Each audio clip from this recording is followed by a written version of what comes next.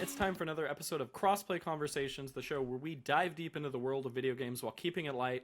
I'm your host, Luke Lewis, and today I'm joined by a trio of wonderful folks. As always, we have the 3D printed man himself, Jacob McCourt. Hi, I think I mentioned this on a past pod that I've gotten really into 3D printing. So much like Hooper, I'm going to show a 3D printed item that I just made that fits right under my TV screen. Nice blue. We love to see it. Got to watch the YouTube version to see it.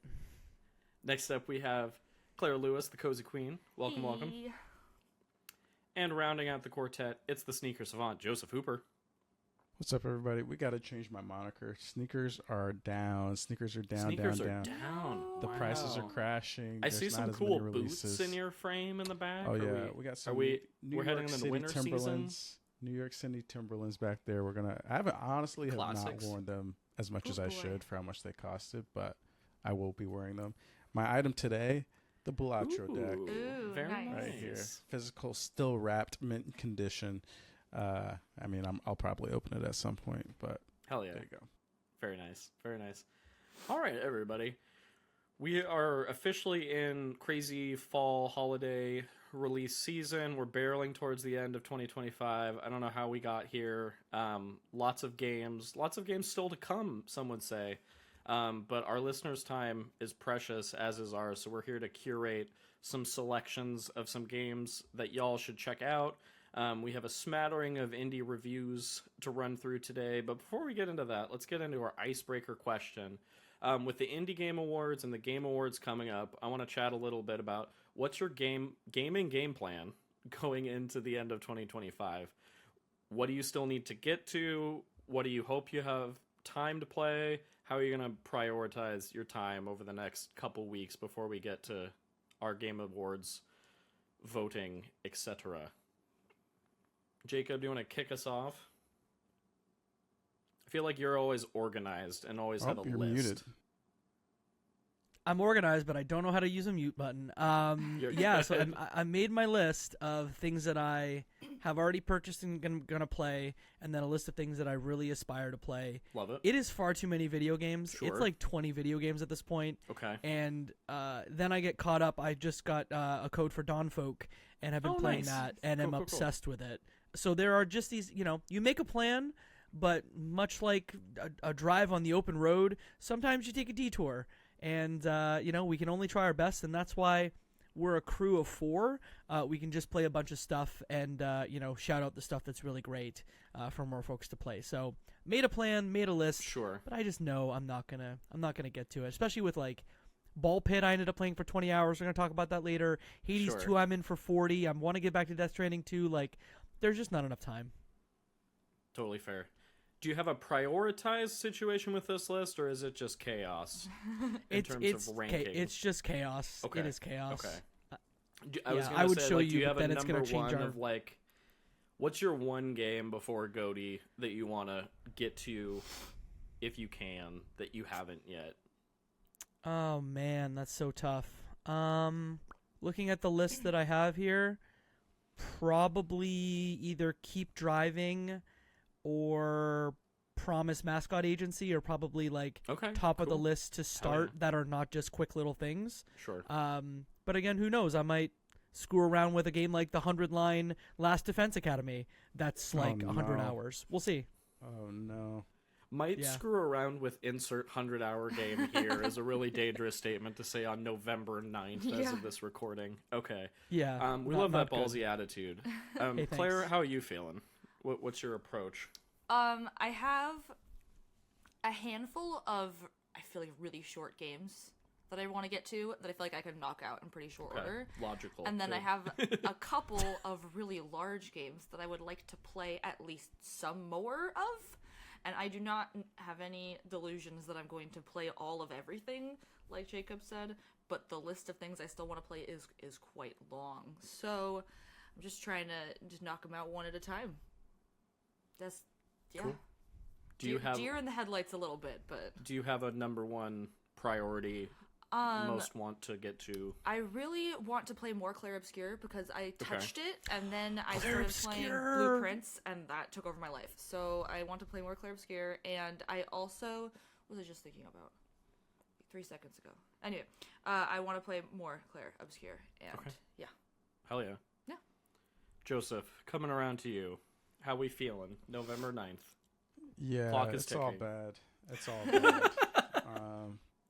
bad. I'm completely like lost. I don't know what exactly to play. There's a lot of stuff I want to play. I'm playing Cyberpunk Phantom Liberty right now, so I am not helping. All right. I'm not helping myself in any way. You're enjoying life out there, is what you're saying. I'm doing what I don't typically ever do, and I'm really jumping from game to game to game to game. I playing Hades 2 when I'm like on the couch. Nice. Cyberpunk when I'm kind of home alone and I have a couple hours to play. But there's a lot of other smaller games that I feel like I can squeeze in at the end of the year. My goal is just to like get a little taste of as much as possible, and then as big of a year that 2026 is supposed to be, I feel like now that GTA got delayed, the first half of the year is still a little free for me right now. So I'll probably finish up some longer stuff early 2026. I just learned last week or 2 weeks ago that Kingdom Come Deliverance 2 is free on Amazon Luna. Oh, no. But it's only free until the end of the year, which is another thing where I'm like, dang, do I just try and play as much of this as possible for the end of the year? I just don't know. So, like, and then also I want to play like, we're talking about 100 hours, and I still want to play Outer Worlds too. That was like my most anticipated game of the last half, and Cyberpunk has just kind of derailed everything. So I'll probably just play Cyberpunk and a bunch of smaller games, and then see if I can hit maybe one more big game before the end of the year. But yeah, cool, love it. Speaking of playing way too many games, that's my MO. I'm always jumping around. I'm always playing too many different things all at the same time. I think my strategy is I have one or two over 10-hour games that I want to try to get to before the end of the year, and then I have a smattering of that sweet spot 4 to 6 hour experience or less that I'm looking at on the indie side, especially that I want to get to. Priority number one, I want to finish Claire Obscure. I got a good chunk of the way into it, but I love it so much, and I just want to see how that whole game shakes out and how it ends. And I've heard so much about the ending that I just want to see like the full experience of that. Claire and I still haven't finished Split Fiction. That was the other one I which was is the big combined one for us. Really we just started back into it last weekend, and it was such a blast. So I want to stick with that as like our weekly co-op, couple hours chip away at, so we can finish that before the end of the year. I would say those are the like bigger budget games on my radar. Lost Records Bloom and Rage Tape 2, you gonna get back to that? Not a chance. I think on the indie side, my biggest priority, I want to play Consume Me. I've heard a ton of really good things about it. Seems very up my alley. And then that's like the biggest one on the indie side that I haven't touched. I have a slew of other ones. I also want to play Promise Mascot Academy. I've heard really good things. Keep Driving I dabbled with, but I want to play more of, because I think folks have really hyped that one up in a good way, and I loved what I played, so that's on my radar. Dispatch I would like to get to as well. That one's good. Those ones are good, though, because like in place of a movie night on a weekend, we can slot in an episode of Dispatch. But I was kind of waiting until all the episodes were out on that one, because I've heard from folks that it's quite good. But November 23rd, all the episodes drop, so that'll probably be an over Thanksgiving. Can I give you guys a dark horse that I know at least two of y'all are gonna like? Seance at Blake Manor. I started that one. I've heard good things. I heard really good things. It's very good. I saw it at Gamescom. It's really like looked rad as hell. It's like Blueprints, but more for dummies. Yeah. Yeah, it's like Obra Dinn, but for dummies. Sorry, I'm the only dummy. No, I'm certainly a dummy. I'm just kidding. Cool. Well, that all sounds good. I'm excited to see where things shake out, and I feel like this year, above all, we're gonna have some interesting GOTY conversations of like, I think we all have like some similarities in our top 5, but I think we each have like weird sleeper picks of like, I'm probably going to be the only one going to bat for Baby Steps, because I think that game's real interesting and real weird, and I want to talk about it, or different things we've been playing, so I think it'll be really fun. Cool. Yeah, I can see Hoop pulling for Silksong I don't know what Claire. Mine's gonna be Citizen Sleeper 2. Claire, I Wait. don't know what yours is gonna be. Where you're just gonna Blueprints? bring the present. Wait, Blueprints? Silksong. Yeah, wait. What are we talking? There's a little Blueprints that needs my support, buddy. I'm gonna call it right now, and unless these next couple weeks of catching up drastically change, I'm calling it now. I think Blueprints will be our game of the year. Yeah. I think it's a slam dunk that Blueprints will Because be I our game think of the it's year. at least on As all of a our lists. I'm talking about our cumulative Yeah. podcast, the one we released Unless- in January that's based on math. Yeah, I don't even think it's Granted, our possible Indie if it's Game Awards voting is also based on math. We do breakdowns for that What? as well, but Where's Expedition on each of your lists? me currently, Yeah, number the 2. three of you. I haven't yeah, mine's played probably enough, 2 as well. but it's 2. Huh. Yeah. Look at that. It all comes down to me, basically, is what it sounds like. That said, We'll see if I about that. We'll finish see it, about that. will that move things around? I don't know. That's why I want to That's true. finish it to really evaluate the final decision. Can I tell you where Blueprints Actually, is on mine there's- before you transition? Sure, please do. Blueprints. Where do you guys think Blueprints is on my list? Because I feel like I'm the dark horse for that. 8. 3, Probably like 4 or Four. 5. 4. Yeah. Wow. Okay. 4. Yeah. So we'll see. I love how games resonate with people differently. if we, It's like I was gonna say, what if we put Jess's vote in this year for no particular reason at all? No. Jess's number 1 Blueprints, number 2 Bellatra. Yeah. Those are the games. Right on. Well, speaking of games that'll be in contention for Game Awards conversation, let's kick things off with our indie review roundup this week. Joseph, we got to talk about the heavy hitter, the one the folks at home have been waiting for years to hear your thoughts on. Tell me about Hollow Knight Silksong. You beat this game. How you feeling? Top Hollow Knight level Silksong. impressions. Where you at? I did beat the game. I got the true ending, as the people say. Whoa. So I beat it, and then I beat the final boss twice, and then I beat all the extra stuff. Great game, absolutely great game. It's kind of weird to be on the other side of having finished it, with it being such a mystery. Like, up to not even like 5 months ago, we still didn't really know what this game was. So now, actually having played it and seen most of what it has to offer, I'm like, man, it's just wild. Like, it was a great game. I loved it. I think it was a great follow-up, and it definitely, I feel like, did what many of the core fans wanted it to do. But at the end of the day, I think it was what it set out to be. I think it was kind of put up on a pedestal as being the Half-Life 3, the GTA 6 of video games, where we've been waiting so long that it's kind of like a mythical product at this point.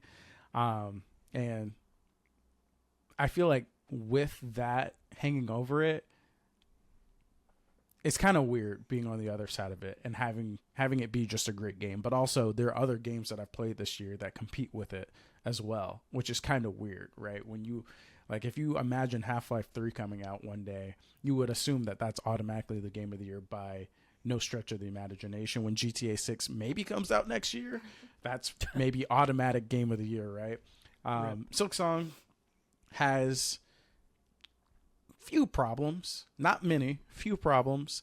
I think the difficulty curve at the very beginning is insane, so much that it pushed a lot of people off. It mellows out a lot in the last half, but definitely for people who heard about the Legend of Silksong going into it over the past 7 years and wanted this to be their jumping in point, I think it's a little tough and kind of seemed unfair to some people.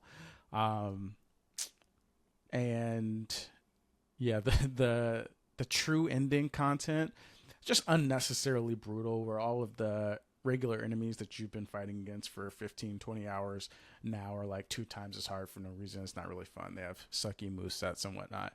But other than that, I loved all the bosses. There are some brutal, just painfully Team Cherry, middle finger to the fans type moments where you're fighting bosses and you're like, I can't believe they put these people in there. What is going on?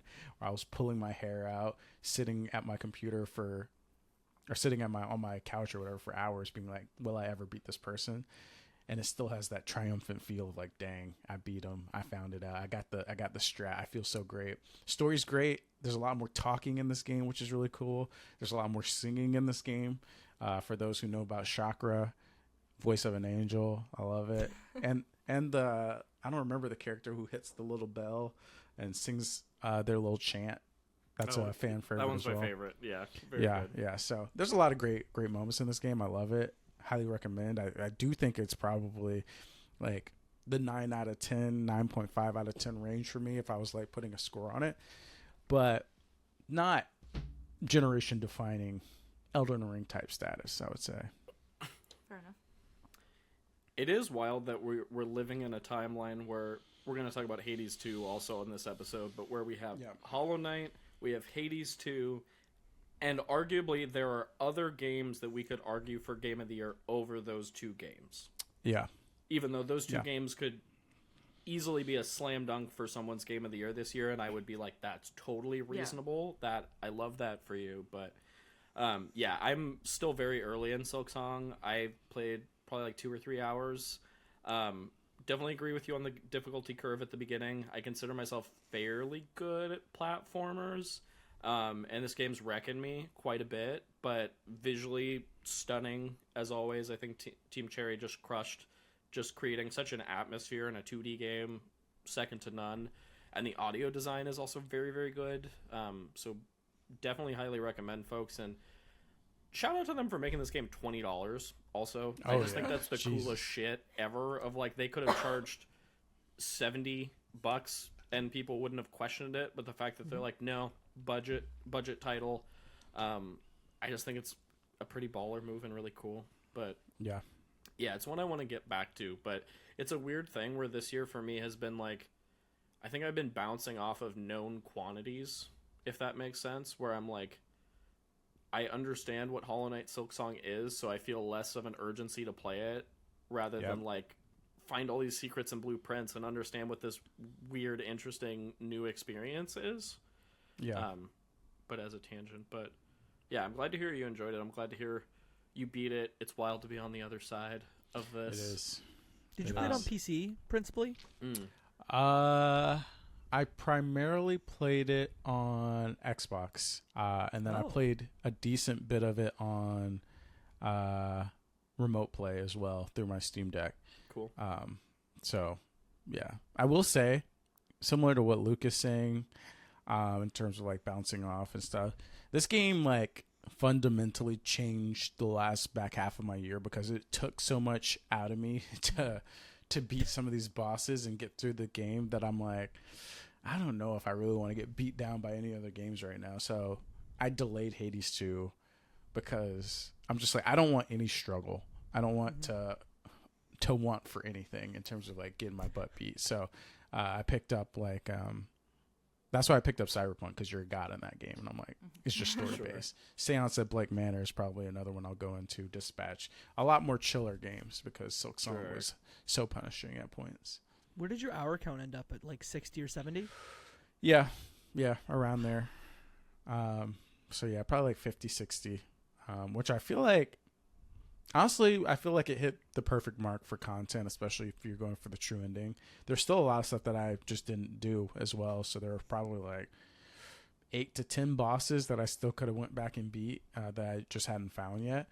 So yeah, I think the content that it provides is really good, and it's one of those games where you keep going. It's kind of like one of those Elden Ring-esque experiences where you're like, whoa, what the hell? How's there another area that I have not found? And it just kind of keeps snowballing for the entirety of the game. You're finding areas that feel completely unique and stuff like that. Hell yeah. That's awesome. Is it much larger map-wise than the first game, or is it about the same size? I wouldn't say much larger. I think it is larger, but probably only by maybe 0.25. Okay.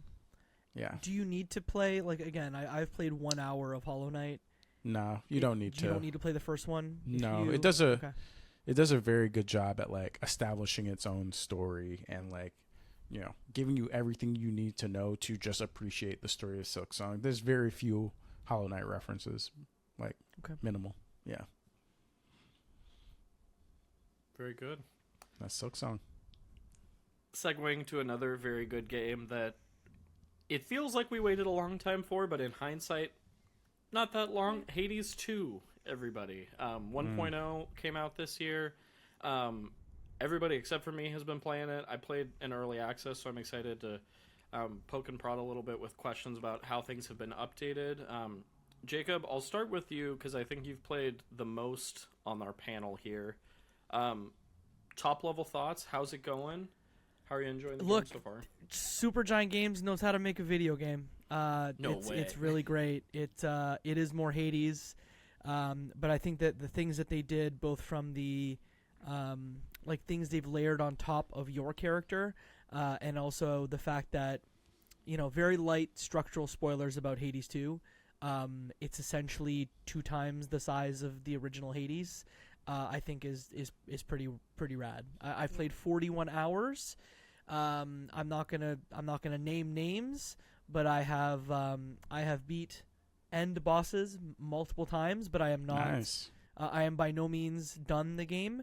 I heard on Kind of Funny Andy say that he played it for 100 hours, and I kind of went, how do you play Hades 2 for 100 hours? Okay, Andy, you can play this game for 100 hours. I can see it, especially with, as of recording, they just recently put out a new patch that doesn't change an ending, but it changes the ramp to the ending in an interesting way, where if you're playing it, you can actually reset your game to the point where you beat no end bosses to see how the ramp changed. Which is interesting, unique, and I've not heard a game do that before. Yes, Mass Effect had a new ending, but this is about like adding more context to make character motivations make sense as we get to the end of the game. I don't really have much else to say. It's one that I can play, like I can get through a run in 30 minutes, so it's one of those things that, you know, it works great on Steam Deck, it works great on PC. Sometimes I just grab it, do a run, and then kind of move on. I'm going to keep poking at it, but I'm really, really enjoying it. It is by far one of the best games this year. Cool. That's rad. Claire, I know you have been playing as well. Where are you at with it? Yeah, I think I'm about 10 hours in, Okay. so I feel like I've just touched it. I do feel like it's faster than the first Hades. Like, getting through a run takes less time. I wasn't sure if... I also felt like I'm progressing a lot faster, but that might be just because I understand the game at a base level more than I understood Hades when I played Hades for the first time. I think it's the systems are interesting. The like gathering of ingredients and making potions is an interesting, different sort of layer. I'm really early. I know that. I know there are definitely things I haven't seen yet. One of the things I really liked about Hades was being able to mod out your room and stuff and like buy decorations, and I haven't encountered that at all yet, so I don't know if that gets added later. It's coming. That is a thing. Okay. Yeah, I was gonna say. Yay! I like that it feels like Hades, but like slightly to the left. So there are different things and new systems to learn and different ways to go about like building out your, you know, best run and different weapons that feel different, and I like that. So I don't know if you feel this way, Claire, but I feel like there are very few games that nail the dash plus attack kind of like when I think of Hades, I think of dashing around and just like hitting dudes and then dashing away, and there are very few games that hit that as well as Hades does. I feel like the ability to use all of your different like attack styles and then the like combos and stuff, it's so intuitive and it's really easy to feel really good at it. And I, as someone who like doesn't particularly jive with that kind of gameplay traditionally, I love how intuitive it is, because I feel like I actually can get good at it really fast, and I'm usually not good at that. So Heck yeah. I really enjoyed what I played in early access, and it was one of those things where like I wanted to play more at the time, but I kind of held off because I knew 1.0 would come eventually, so I'm excited to jump back in. But just to add on too, I think I was really impressed by, because this is Supergiant's first proper sequel. They've always done new IP, explored new things, and so it was interesting to see what their take on a sequel was. And I personally was really impressed with their ability to still make what is unequivocally a Hades experience, but the vibes are slightly different. Characters feel slightly different. The world feels slightly different, but it's not a it copy has paste. that. Yeah, no, it's not a copy paste, and it feels very intentional, and it feels, but it still has that same core thing of like, all the weapons are very interesting. Everything's so well balanced. It's cool to see how different characters have evolved that were involved in the first game, or in some instances weren't in the first game, and how that kind of feeds into it. Like, very few studios make such a compelling narrative loop within a roguelike game, and I mean, that's why Hades is considered like one of the greats, but it's cool to see how much they stuck the landing with this one, I think. And also how much they kind of dole out over time. Yeah. Like the way they just sort of like not even every couple of hours, sometimes every 2-3 hours, they're like, hey, here's this other new system. And Claire, you're going to hit this soon, where they're like, and here's this thing. Oh, two runs later, how about this thing? How about this? Oh, and actually the potions, even within the stuff that's added for the potions, some of it's minor, some of it's significant. Yeah. So you look back, having played 41 hours now, I look back to probably where you're at 10 hours in, and I'm like, how did you play without this system and this system and this system? And there's even more coming, from my understanding. That's awesome. Cool. Yeah, I was up real late last night because I kept wanting to just go a little bit longer because I was like really moving fast through some things, and I like was really close to getting to the third area, so I really wanted to, but I didn't quite get there. And then I like just unlocked being able to go up. And I didn't get to do that yet because I was falling asleep, but I'm excited to check that out, like probably very shortly after we stop recording. Heck yeah. How many nights have you done? Like, because I think I'm in the 60s for nights now. I don't know, but I feel like I could count them up through memory, so not many. You're probably in the teens if I'm betting. Probably sub 20, yeah. Yeah. Right on. Joseph, you've been playing a bit as well. Where are you Yeah. at with it? Yeah, I don't know how much time I have in it, but I also think I'm sub 20 runs. I just recently got to, like, on my very last run, I got to like what seemed like the final area before like one of the first final bosses or whatever. And yeah, like it is one of those games where like I think kind of like Jacob is saying, like as you are putting more hours into it, I'm starting to unlock certain things that I'm like, oh crap, like okay, this is really going to make things a lot easier to progress, especially like with the grasp system where you're building out these cars that give you these little bonuses for each night, even like the little flasks, the nectars that you give to your companions and the gods, and they give you these little trinkets, same as the Hades 1, and like having these trinkets are like changing my playstyle as well. So it's definitely like I'm having a lot of fun. It's like as good as a sequel can be, I feel like, when we're talking about games like this, where everything about it is so fantastic, from the characters and like the conversations they're having don't feel stale compared to Hades 1. It feels like we have an all new cast that feels fantastic. Even like the synergies and like how your builds feel compared to like what you were doing with Zagreus, like adding the cast mechanic in and like trying to play around that and like making different builds with that is really cool. But I don't know. It's kind of hard to remember. I know Hades was really good, and it was kind of praised for being that roguelike that was super accessible to people that aren't typically even roguelike fans. But Hades 2 also feels like Claire is saying, if you do the right decisions, you can kind of fly through some of the earlier levels, and you start to feel the power of your build pretty early on. I still feel like there's a difficulty curve, especially when you don't know what's coming. I feel like that's the hardest. Like a boss might surprise you with a specific move. I think like the third boss, I fought the third boss and beat the third boss for the first time like last week, and there were some moves where I'm like, damn, if I just knew that was coming, I could have dodged it, saved some health, but I kind of slogged it out. But you kind of start building that memory, that muscle memory, and you have your own little strategies. I kind of relate it to like the Minotaur, like the duel fight in Hades 1, where you're like, what the hell? How the hell am I ever going to beat two people at once? And then you're like, oh wait, actually I can stun these guys pretty easy, like once I have my strat down. So Hades 2, like, it's pretty incredible that they were able to duplicate that feeling so well with the second game and not make it feel stale at all. So Yeah.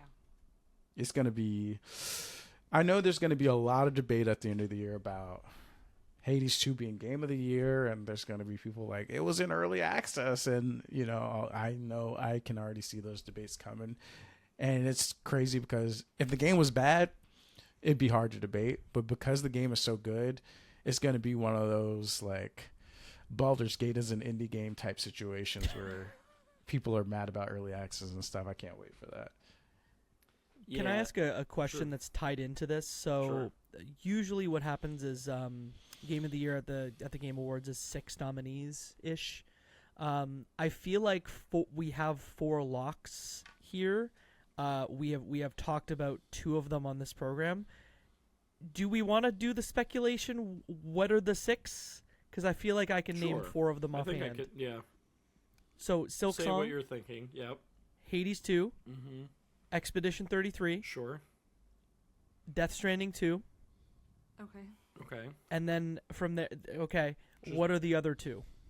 Did we say Blueprints? I don't think I don't know I if would love to see Blueprints- Blueprints I mean, at the Game Awards. But I think Me too. Blueprints is in Oh, I indie, thought but you were not talking in about us. Sorry. no, this No, we're talking not about us. like Jeff 6. the Keeleys. Granted, Got it. I want to say on air, obviously, jury panel, Jeff isn't deciding the games. Just Yes. want to get ahead of that internet bullshit. Let's just say that out now. But Good call. Death Stranding feels like a maybe to me. Mm-hmm. I haven't played 2 yet, so I can't speak to the quality there, but it feels just like word on the street, a little more quiet than I maybe would have expected. I could see Split Fiction in the conversation, potentially, because of the Joseph Fares past win pedigree. Yeah. I do think that was a big one at the time of release, so I think that one might be somewhat Bonanza? high. Bananas, I think, Bonanza, is a lot. I think, is probably in the 6. That said, I do think Bonanza, like as an industry as a whole, to use the min-max top or min-max 210s as an example, I think that is on the back half of the min-max top or 210s as opposed to a top 5 situation. So Interesting. for me personally, though, I think it's in the conversation for sure. Yote, I know you've been playing it, Luke. Yeah. It's really You beat good. it. It's really good. But it ties into Hades 2 in an interesting way here. But once again, excellent sequel, evolves everything the first game did in every conceivable way, in my opinion. Improves upon it. Excellent game, solid. I'd say like a 9 out of 10, 9.5 out of 10 for me personally. Does it get lost in the shuffle amidst these games that are like tremendously different, tremendously new, tremendously unique? It's a hard thing to evaluate what's like more impactful. I try to just think what's representative of this year in time. Also, Fair. I feel like we have Claire is probably the front runner. Hades 2 is in there, which honestly, the way people are talking about it now could pose, could stand a chance. Silksong. I think Bonanza, just because I feel like the Nintendo sickos have, like, there are people who the Nintendo is just their representation, thing. Yeah, I agree. And like having this game exist just as like the premier Nintendo title will probably be like, all right, yeah, I don't need to hear anything else. This is what I'm gonna vote for. The other 2, I think, are like Jacob is saying, are wild cards. I think Yote. It's probably one of the PlayStation picks, though. I think. Yeah, Dissecting I feel like it a little bit. with it being more recent, and it seems pretty run of the mill, but because of that, people can't really complain about it. Whereas Death Stranding 2, I feel like because it's so weird at points, there is a little room for like either I just didn't care to play this, or Kojima didn't go too weird, or he went too weird. I think the opinions are too a little spread out. Sure. I would love to see Blueprints in there, but That'd be awesome. I think be Blueprints like a could split sneak in vote there. Situation. Yeah. Truly. I hope so. I hope Blueprints sneaks in Can there. I also remind us that it is a global jury, to your point, Luke. I could really see Kingdom Come Deliverance 2 being like the dark horse. That was going to be sixth my pick. last one. Yeah. In terms of Where like Europe votes Metacritic, for that. OpenCritic scores, absolutely. And even like friends of the show, like Wesley LeBlanc at Game Informer, I think he gave it a 9.5. Said it's one of his favorite RPGs like of all time, not just within this year. So that's one on my radar that I'd love to play at some point. Joseph, go ahead, and then I have a follow-up question for the crew. I talked about it being free on Amazon Luna. I played like 10 minutes of it, and within the first 10 minutes, you kind of like build your character out. Mm-hmm. And there was a moment in the first 10, 15 minutes where you approach this, I don't know, this other army or this faction from a different village. Sure. And they're like, hey, what are you doing here? And we're like, hey, we got to pass along a note. And there's a little prompt where first you like decide who your character is. And I'm like, oh, I'm a squire, or like I'm like an advisor. So they're like, oh, like you're a speech guy or whatever. And I'm like, okay, I'll play that character. And then right after I build my build or whatever, they're like, okay, like we're not going to let you through. Like there's been some bandits in the area.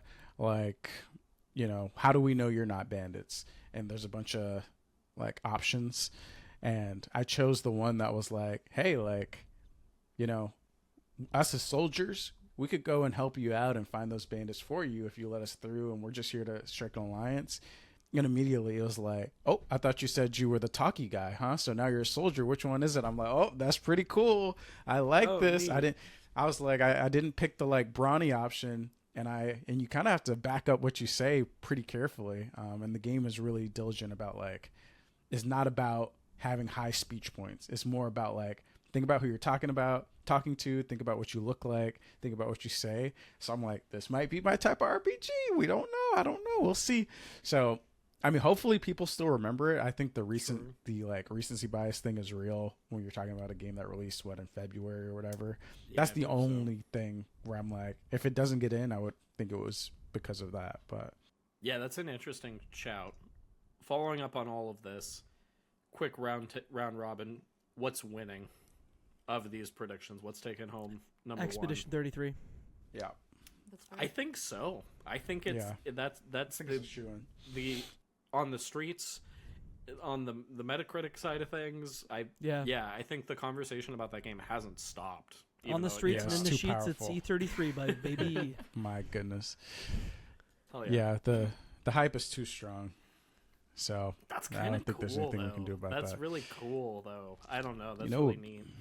What would really be cool is if Blueprints one game just snuck in, yeah. But apparently the translation for that game is really bad. So if you don't speak English, you're kind of screwed. That's unfortunate. So yeah, that's unfortunate. Hopefully next year maybe they'll figure out. I feel like there's a lot of wordplay in the game though. Which I was gonna say if the translations are not on point, that would not be a fun experience. I feel like. Yeah. Okay. Yeah. All right. Good to know. Segueing to what was a fun experience, let's talk about BALLxPIT, everybody, the game that has consumed our lives. Jacob, I think I first heard about this game from you, and I know you just recently beat it, so I'll kick it to you. First off, what the hell is BALLxPIT for listeners who don't know what we're talking about? And then what did you think of this one? Yeah, so BALLxPIT is the new game from KennySun. KennySun previously, I think their last game is Mr. Sun's Hatbox. It is a combination between a Survivors-like, so think Vampire Survivors, and then Breakout is the core gameplay loop of Ball. And then Cross Pit, there's also sort of a city building mechanic built on top of it where, you know, you go into the pit, you shoot a bunch of balls, you gather resources, and then you bring it out to your village where you then build buildings that can help you do a better job at Ball. The runs, you know, we're talking about Hades runs being about 30 minutes. A successful run of this game can be 15 on average, which I think is pretty cool. I have played about 19 hours of BALLxPIT, and I have beaten BALLxPIT. I really loved BALLxPIT. I think the ball side of it is better than the pit side of it. I think if there's any weakness to the game, I almost wish the pit part wasn't around, or I almost want a smaller game of just ball. But yeah, great video game. Luke, I don't know where you're at in your playthroughs. Are you done? I am not done. I'm probably like 8 to 10 hours in. I've played quite a bit. Yeah, I'm glad you said the thing about the pit, because I was going to come in here with hot take, maybe not hot take. I pit don't not like great. the pit. I don't like any of the pit, to be honest. Anytime I stop Ball, I'm sad. and it's a vehicle to get me back to the thing that I enjoy, which is okay. Some games are Pit like help that. you ball more. And Yeah, I will say it the does. pit part is quick, so I can't complain too much of that. But when I feel like the strategy of arranging your buildings in certain ways and expanding, I wasn't satisfied when it was like you unlocked a new building. It wasn't an exciting thing. I will say when I unlock a new character, when I unlock like permanent stamina and health benefits, that's exciting, but it was a means to an end to get to the part of the game that I really enjoyed, which I think is really strong. And I think this is, there's so many games that tried to capitalize on the vampire survivors like loop. It spanned a genre, and now they're everywhere, especially on Steam, releasing every day. And I think this is the best one since Vampire Survivors that has captivated my attention in a meaningful way. Joseph, you've been playing as well? Yeah, I don't mind the pit, but I also it's kind of hard to immediately see the net benefits. That's fair. Which is why I'm like, why do I need to expand this out so big if I'm just getting this wood and wheat? Like I don't, and there are totems and stuff that give you bonuses, but I just don't know if I feel them. But I'm having a great time. I haven't made much linear progress. I've made a lot of horizontal progress, meaning I get a new character and I'm like, what if I beat the first 2 levels with this new character? And I just kind of keep doing that over and over and over again. As well, yeah. Because I've been having a great time experimenting with all the different characters and trying out different stuff. But yeah, it's very addictive. Like it's that perfect one more run type game where you're like, what if I just played a little bit more? And you kind of get sucked in. Especially when I learned how to beat the first boss, where I was like, this is weird. Why does this boss take so long? And I was like, oh, if I shoot behind the skeleton's head, that does damage. And I was like, oh, these bosses can be beat faster than 10 minutes. Whoa, let me try playing this game for real. After that, we're off to the races. So yeah, it's fantastic. Jacob, how deep does it, like beating the game, what does that feel like? Is it just like, all right, I beat the last level that they offer, or is there something more to it? So there is a new game plus option. But beating, the thing we haven't said is that there are multiple levels within the pit. So you take this elevator down, your town goes down the elevator, or rather like there's this device, your town's on the top, and then there's this device that goes down into the pit. There are, I think, 6 or 7 levels where in order to beat the level, you have to beat it with multiple characters. So at the start, it's just you beat it with 2. And then by the time you get down further, sometimes you have to beat it with up to 7 characters. And so it really takes you going back. And there are things that you can do to make it easier for yourself so that you don't have to go and beat 7 individual runs. But it's very linear, and it's very like what you guys see in the menu as you go into pit, or to play ball. That is the game. Once you beat that is it. Okay. Right on. Good to know. And the thing we haven't said is there's also like powers that you can get that can be combined and merged, which I think is almost the coolest part, where you can, as you level up, you could get like an ice power and a poison power, a fire, a wind, and you can make tons of different combinations between these powers. So eventually your ball can have like noxious gas and like a vampire lord, and you can just smash them together, and finding the right combination for the bosses that you're going up against, because like you said, sometimes the boss, you have to hit him, like you have to hit the back of the screen and then come back. Other times you can like use the sides to get lots of damage, but figuring out the right strategy and combinations with your powers, I think, is like the coolest part of this one. And shout out to the powers for being not so obvious. Like they get really interesting, and like I never would have thought of these like vertical and horizontal lasers, and then you have these balls that are like phasing through enemies and then hitting them on their backside with like ghost effects, and there's tons of cool shit, and I love the way that they play off of each other, and the fact that wacky combinations of the evolutions and stuff often work, which is really neat. And there's like in-game lore and descriptions of like how that functions. But yeah, no, the game's a ton of fun. Do you feel like the pit, I guess because you finished the game and you're in a similar place with the pit, does it evolve to a point where those like late game harvests are more fun and satisfying? Nope. And are you min-maxing your placement system? No, it's just a means. Yeah, to you're min maxing, and you do get to expand the size of your play field. But what I ended up doing, and everyone has their own strategy, where my buildings that are upgraded kind of go on the outsides, and then I have this like middle column with my resources in it. So you can just do a big. Ooh, that it doesn't really get more interesting. If anything, it kind of gets. I don't want to say it gets a little annoying, but it's I didn't love Pit. Well, that makes me feel better about just like figuring out the system that works in terms of placement, and then just blowing through it to get back to ball. Okay, right on. Ball part is a 10. Ball. Pit ball, part not. We ball. Ball. Okay. Heck yeah. Highly recommend ball. Do we say ball pit or do we say ball cross pit? Ball pit. Ball pit. It's a silent X, right? Okay. We're talking about Ball Pit, Spy Family, Hunter x Hunter. Yes. anti-X. Except Street Fighter Cross Tekken was that's the only added the cross. exception. Yeah, I think. That's because we let gamers try and name that. No, gamers, get out of here, gamers. Let's take the X out. We still have more games to talk about, y'all. So we got to jump to the latest Double Fine joint, Keeper, that just came out on Xbox and PC. Joseph and I have been playing. Joseph, I know you beat it. I think I'm like 30 minutes away from beating it as of this recording, but I'd love to hear your quick elevator pitch for what the game is, and then what you thought of it overall. I know we were talking about it beforehand. If this one's it's a tough one to talk about in detail without spoiling, but give me your thoughts so far.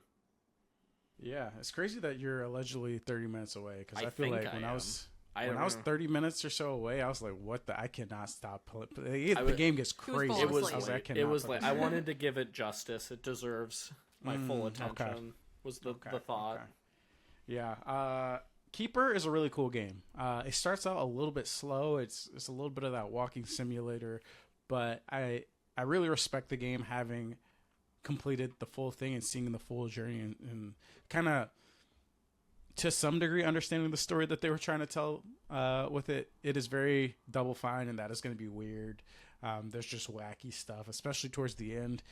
The gameplay is weird. The story that you're witnessing is weird. Everything is weird, but I love it for that. And that's why I recommend this game, because if the game was what it was, the first 20 minutes, the entire game, I'd be like, you could probably skip this. I don't know. But there are a lot of ups and left turns, right turns, like keep you on your toes, never know my next move type situations with this game that I think are really cool. And this is also a game that you can beat 1 to 2 playthroughs. Like, I think I had 2 sittings, and like the second sitting was a more lengthy one. I probably played 2 to 3 hours during that sitting, and I beat it. And that felt right. Like, having this be like a 2-3 sitting game and just having that story and not like drawing it out for myself was very fun. So yeah, it's like a cool one-off experience. I think this is probably going to be an important piece in the history of Double Fine and understanding like the kind of games that they make. So if you're interested in Double Fine and like you want to have a good understanding of their catalog, this is a great game to pick up. I don't think it's necessarily worthy of a skip. So yeah, I really enjoyed it. Yeah, agreed. I really enjoyed my time with it as well. I adore Double Fine, so I'll play anything they put out, but this one, such a nice little palate cleanser after Psychonauts 2 to see them do a smaller experience again. To echo what you said, it is a weird game, but it's just so vibey and cool, and there's something really special about a game that has absolutely no dialogue or like characters that you're verbally interacting with. I think it tells an engaging little tale. I thought the game was really charming, and I think visually it's arguably the most interesting art direction and like compelling art direction of any game I've played this year. I just think visually it's really, really striking, really, really cool. Goes into that kind of Salvador Dali surrealist art vibe in a neat way. But yeah, if you throw this up on a nice looking 4K TV we had our hue lights on, so I was messing around with those to kind of it was a trippy experience in the best way. But yeah, highly recommend this one for folks.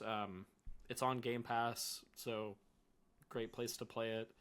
It'll be a contender for foreshadowing for Game of the Year stuff. My patented rainy Sunday afternoon with a cup of coffee game. It's a good short sitting experience. This is going for that. But yeah, really enjoyed it. It's weird to rank this like against other Double Fine games for me, because like Psychonauts 2, massive 3D platformer, crazy budget, big, bombastic, and then you have Keeper, that's just this like really nice, quaint experience. One thing I will say without spoiling anything, and I'm threading a line here, base premise, you're controlling a lighthouse. More things do happen than those first 20 minutes, so if you're like, this is interesting, but I'm on the fence, I would say keep playing, because it goes some cool places, and just like striking visual moments and interesting gameplay stuff, like it does get there in a way. So if your interest is mildly peaked at the beginning, see it through, I would say. Yeah, I've heard folks talk about like it's a Pixar looking film, and you can kind of play it. How lightly playable is it? It seems very gameplay light. Yeah, I mean, it evolves a little bit. Yeah, like there's puzzles that you're doing, but yeah, I don't know about for you, Joseph, but the puzzles for me were like, they're easy. There's tiers of like, there's blueprints, there's like Lego game, and I think this is like in the middle of like, it's pretty straightforward. You're thinking for 5 to 10 seconds about some of these solutions most of the time. But I think what they do visually with all those puzzles is really striking. Like, you're using your spotlight of your lighthouse to manipulate the world in different ways, and I think how they do that is cool. Yeah. It's definitely like 3D Limbo-esque in that there are blockers, but for the most part, you're gonna keep this. The game is not meant to slow you down in any way, but it's not just like press forward the entire time. It's definitely not that. Yeah, it's like solve puzzle, visual cool thing happens, walk through the world as more visual cool things are happening. Okay, now you're going to interact with this object as more visual cool things happen. It felt right to me, I guess, in short. I would say like there's a lot of games over the year. Pretty much every year there's a game that people say, oh yeah, just, give it 20 hours and like, there's some good shit in there. Like this game is like literally 4 hours, 5 hours max. So I think this is one of the few games where you're like, oh yeah, just give it an hour and, or even just play it and see what it has to offer. 'Cause you're not committing that much in the grand scheme of things, compared to like, if you're trying to get into Persona and you have to play 30 hours of tutorial to get to the game. So, recommend. Hell yeah.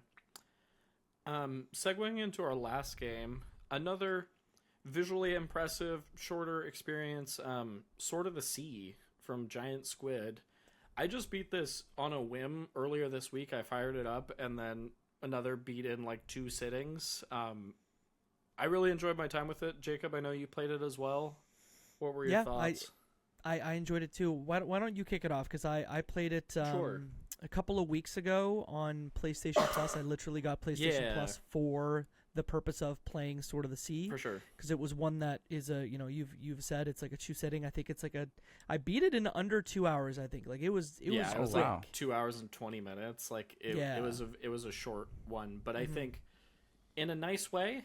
By the time it wrapped up, I was just like, oh, what a nice time. I didn't need that to be longer. I didn't need that to be shorter. It was just like a good length. For folks that aren't familiar, Giant Squid, former Journey devs that went on to make Abzu, and then they also did the Pathless on PlayStation 5, known for their visual style is always incredible, often work with Austin Wintory, the composer, for really amazing music, and just make these really cool, like, I don't mean this in a derogatory way at all, but like moving art piece games that are just like really cool to look at, very succinct experiences. Sword of the Sea falls in that camp where your character is riding a sword through environments. I think the game has really awesome locomotion. The music from Austin Wintory is really incredible, and visually similar to Keeper, another like visual standout for me for the year. I think the game looks really, really impressive. I don't have any knocks against the game other than it's a short, succinct experience, but I didn't necessarily not much to it. need it to be longer. Yeah. There really isn't, which is okay. I don't think it stands it compared to like a Journey, for example, which I think is like the gold standard of like this type of visual experience. This feels very reminiscent of Journey in a lot of ways, for better or for same, if that makes sense. But yeah, I really enjoyed it. I wanted to give it a shout on this pod just because we hadn't talked about it when it came out, but I was like, oh wow, this like visually really blew me away in a nice way this year. So folks just want a nice one evening sesh. I think it's a great evening. Joseph Huber. Question for the jury, Please. Or the defense, the prosecution. So I played like 30 minutes of this game, and I was like, okay, I kind of see what this is. Mm-hmm. Is there some sort of like climax to the game, or is it kind of just like, hey, you're restoring the wasteland, and this is kind of the climax is achieving your goals essentially, while also shredding some sick shredding. I know I talked about Expedition 33 in the Streets and the Sheets. This game climaxes, but it's a light climax. Okay. Sorry, Claire. God. Oh my god. Yeah, I don't disagree. I think I don't think it evolves in a crazy way from a gameplay or narrative perspective. I think visually it goes to some very interesting places, and in a similar way to Keeper, it's such a short experience that I can't really knock it, because I'm like, you didn't evolve in a crazy way, but you also didn't waste my time. Yeah. You respected my time, so I give it a tip of the cap for that. But Okay. there are some visual things that happen just like with sheer scale, where like I was multiple times, like Claire was playing Hades on the couch on Switch next to me, and I was like, you gotta look at this, like look at the screen right now, this is insane. And like the locomotion and the level of color and fidelity, it's like, oh, this game is very impressive from a technical standpoint in the late game, but not a must play unless you like this type of experience. I thought it looked it's cool, crazy impressive, though. and like I said, really respected my time, so kudos to you, Giant Squid, in a sense. And they even add little twists on the gameplay also as you go, so and also encourage you to do multiple runs, because you can go and they add a layer on top for a New Game Plus, and it's short enough that you might want to do it. Just a really impressive thing as a spiritual successor to Journey.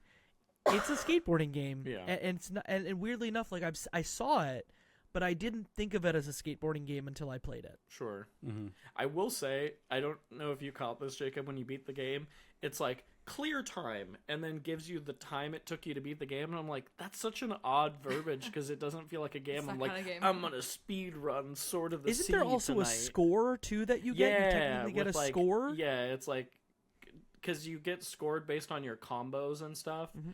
And there's only like certain sections of levels where it's like, okay, to unlock this next area, you're gonna skate this half pipe in the sand and get points, which is very fun, but it also feels like oddly out of place narratively speaking in terms of like the world building. But I don't care. Video game be video game, it's fine. But it just was really funny when it was like, clear time, way to go, beating this art piece in under 3 hours. But highly recommend, and it's on PlayStation Plus if folks want to check it out. So there's that. Cool. I think that brings us to a close, everybody, but we chatted about some awesome games. We'll have them all linked in the show notes if you want to check them out. We have some cool stuff coming up over the next couple weeks. We got Indie Game Awards wrap-up pod. We got our GOTY content dropping in January. Lots of fun happenings. Any go to the order to shout out folks, content plugs, anything you're doing? I pushed a video to YouTube. Best roguelikes of 2025. Hell yeah. It's out. The list is locked in. I don't care. There's another month. Month. We're left. done. We got them. We got them all. Cool. We got them all. And maybe one of the games we talked about is on that list. Pretty high on the list. Love that. We'll drop that link see. in the episode description as well for folks. And Jacob McCourt. Yeah, can I tease the thing on the 21st? You can. I was leaving it up to you if you wanted to talk about it, but please do. Okay, we're not sure what channel it's going to be on yet. It'll either be on this channel or my channel. That's literally the reason why we weren't going to say anything. But I will announce it somewhere on BlueSky and everywhere. We're going to do an Extra Life stream where we're raising money for Children's Miracle Network hospitals. And so look for I believe, like a 15-ish hour stream on Friday, November 21st. Which I guess is I'm glad we said it here because there's no episode before then. So we'll be playing some indie games. There may be some Lego Party shenanigans. There may be Luke and I playing some Lego Voyagers, some Peak. We'll see. I'll make sure and announce all the things. But yeah, November 21st, starting at 10 a.m. Eastern. You can tune in for 12 to 15 hours. And shout out to all the other folks who I know who are doing streams, whether it is for Extra Life or otherwise. A lot of friends do a lot of cool streams. So shout out to those marathon streams. It's hard. It's real hard, but we're gonna do it for the kids. For the kids. Hell yeah. November 21st. Keep it locked. That's IGN. Oh, sorry, everybody. We need our own moniker. We'll work on that. We have a 15-hour stream. Tie your shoes and go to bed. Can we use that one? We cannot use that one. I don't think that's not allowed. Yeah, Gimmick infringement. That's already taken. Shit. Okay, we'll work on it. All right, everybody. But before we set our status 2 away, I have 4 things for you to do. Give us a follow on BlueSky at Crossplay Convos. Subscribe to our YouTube channel, also at Crossplay Convos. Send this podcast to a friend because that's how people hear about podcasts. And of course, give us a review on your podcasting platform of choice because it really, truly does help. And with that, let's close out the year by playing your next favorite indie game. Bye, everybody.